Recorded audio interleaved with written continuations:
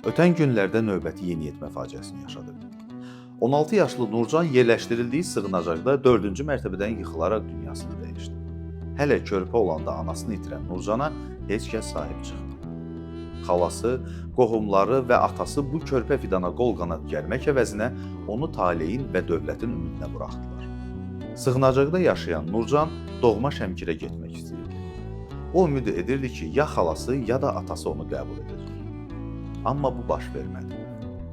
Nə xala, nə ata, nə də digər qohumlar yeniyetmə qıza sahib çıxmadılar. Elə bu biganəlik Nurcanın ölümü ilə nəticələndi. Sonra nə oldu? Qohumları qızın sığınacaqda qalan puluna və əşyalarına, geyiminə sahib çıxdılar. Sağlığında ona sahib çıxmayanlar öləndən sonra kiçik mirasına yiyə durdular. Kimdir bu faciədə günahkar? Belə faciələrin yaşanmasında müqəssir kimdir? Bu tip hadisələrdə niyə biz hər zaman müqəssir axtarırıq? Qohumlar, xala, ata, cəmiyyət, kimdir Nurcanın faciəsində baş qəhrəman? Bu sualın cavabını sizə buraxıram.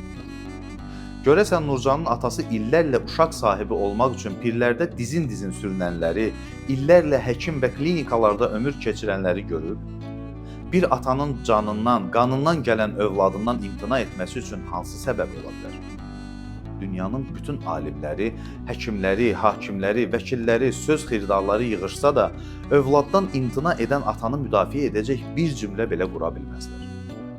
Nurcanın sığınacaqdan yayılan görüntüləri gözünün önündən çəkilmir.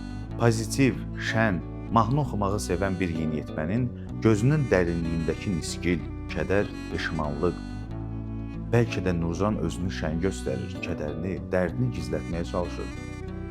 Bəlkə də Nurcan oxuyub savadlı bir həkim, yüzlərlə tələbəsi olan müəllim, ixtiralara imza atan mühəndis olacaq.